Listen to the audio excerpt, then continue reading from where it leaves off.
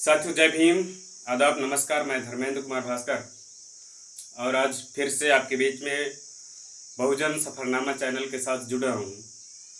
और आज एक ऐसे खास मुद्दों के साथ जुड़ रहा हूँ कि जो आप देख रहे हैं कि इस लोकसभा चुनाव में जो बहुजन समाज पार्टी की ओर से यानी आदरणीय बहन कुमारी मायावती जी के दिशा निर्देशन के माध्यम से जो कुछ लोकसभा की महत्वपूर्ण सीटें वितरित की गई हैं, जो वाकई में पूरे देश में चर्चा का विषय बना हुआ है।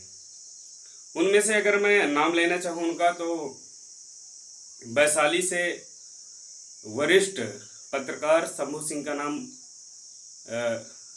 आता है। जो आप उनको एक पत्रकार यानी कि एक बहुजन पत्रकार के नाम से विख्यात हैं और पूरे भारत देश में जगह जगह पर जा करके बहुजन महापुरुषों के आंदोलन को बढ़ाने का काम कर रहे हैं।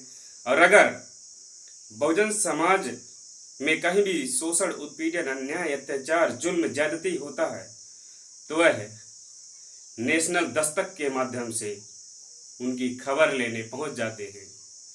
तो उनको वैशाली से बहुजन समाज पार्टी का प्रत्याशी आदरणीय बहन कुमारी मायावती जी ने बनाया है। उसी के साथ, उन्हीं शंभू सिंह के साथ इस देश में जो एक कहें कि बुद्धिजीवी वर्ग है, जो बहुजन समाज का, वो बड़ी तन्मान्यता से उनकी बात को सुनता रहा और उनके साथ में खड़ा रहा। तमाम तरह की बातें होती रही। इसी बात के समक्ष है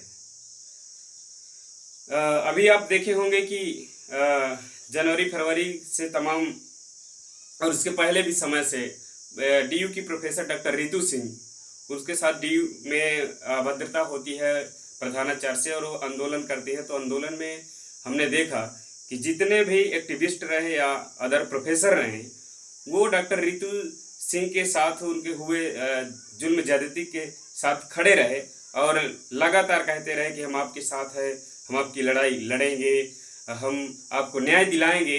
लेकिन जब प्रोफेसर रितु सिंह को बहुजन समाज पार्टी ने प्रत्याशी बनाया चंडीगढ़ से, और बहन कुमारी मायावती जी ने उनको कहा कि जाइए आप चुनाव लड़िए, चुनाव लड़ करके सदन में आइए।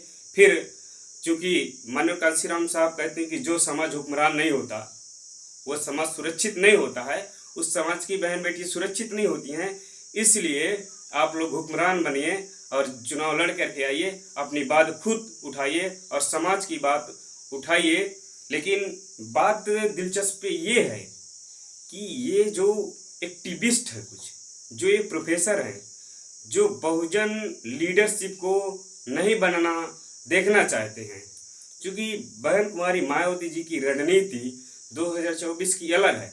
आप लोगों ने सुना भी होगा और देखा है कि आदरणीय बहन कुमारी मायावती जी किसी भी पार्टी, किसी भी संगठन से गठबंधन करके चुनाव 2024 का नहीं लड़ रही हैं, बल्कि वह अपने बलबूते, अपने पार्टी के दमखम के साथ पूरे भारत में लगभग 450 सीटों पर चुनाव लड़ रही हैं। और उसमें लालगंज से नहीं, प्रोफेसर डॉक्टर इंदु चौधरी को भी बनाया, जो वह एक बहुजन प्रशिक्षक के रूप में जानी जाती हैं और एक इंग्लिश की प्रोफेसर हैं बीएचयू में, वो भी इतनी होनहार हैं, उनको भी बहन मायावती जी ने इस बार मौका दिया है। तो हम ये देखना चाह रहे थे कि क्या ये जो कल तक डॉक्टर रितु सिंह के साथ, या अगर यूं कहे तो तमाम एक्टिविस्टों, तमाम प्रोफेसरों, तमाम डॉक्टर, इंजीनियर, प्रोफेसरों, नेताओं के साथ जो अभद्रता होती है, ये बड़ी मुखरता से बोलते हैं। लेकिन जब बहुजन समाज पार्टी से इन लोगों को टिकट दी जाती है तो ये एक तनिक भी बात नहीं बोलते। कोई सोशल एक्टिविस्ट उनकी खबर नहीं लगाता कि इनको मौका मिला है, इनको जिताना चाहिए, क्या करना चाहिए। तो इससे साफ जाहिर होता है कि ये लोग बहुजन समाज पार्टी का नेतृत्व नहीं देखना चाहते हैं, बहुजन समाज पार्टी की सरकार नहीं चाहते हैं, क्योंकि बहुजन समाज पार्टी की जब सरकार आती है तो गुंडे माफियाओं का अंत होता है, जुल्म ज्यादती का अंत होता है और बहुजन समाज खुशहाल होता है। इसलिए ये जितने भी एक्टिविस्ट हैं सारे आमतौर पे कहें तो एक कांग्रेसी लोग हैं, क्योंकि कांग्रेस इस देश में बहुत ज़्यादा जुल्म ज्यादती की है।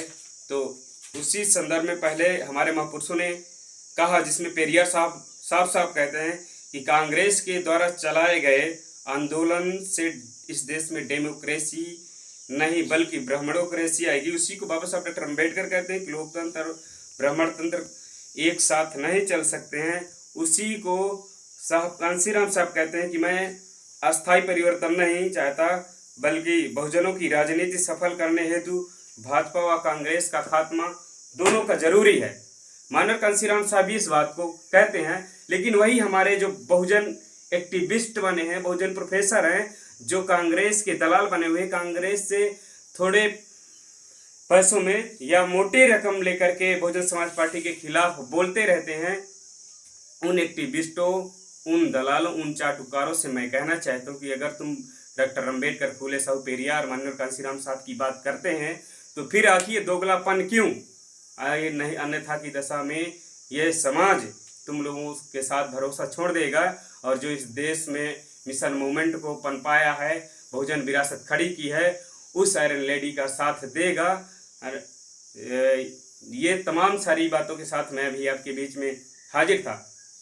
ऐसी तमाम सारी बातें हैं आपके साथ लेकर के उपस्थित रहूँगा। आप सभी से निवेदन है कि मेरे बहुजन सफरनामा चैनल को ज़्यादा से ज़्यादा लाइक करें, शेयर करें, कमेंट करें और सब्सक्राइब करना ना भूलें। जय भीम, जय भारत।